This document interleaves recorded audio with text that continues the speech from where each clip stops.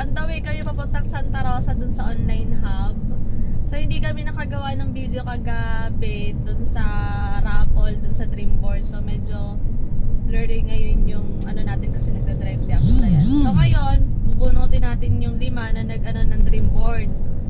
So ito na siya. Kung sino man tong maswerte na to dahil dun sa review siya ng Dreamboard natin, pagbibigyan natin yung iba. Diba? Give chance dun sa iba. So ito na to talaga. Okay, bunot. Wait lang. Nagda-drive siya yun. Sabi, may tatlong truck.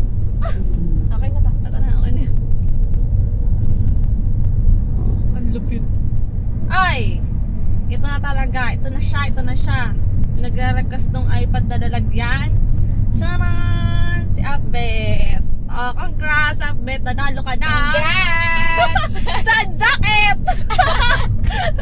Hindi, ano nga ba yung ano ko doon? Yung planner o yung notebook, kung ano ba nang mapili mo doon. So may chance kang mamili kung ano ang gusto mo. So yung iPad na lalagyan mo, nako saan na yan, pampasko na. Masyadong maarte. So yun muna, bye!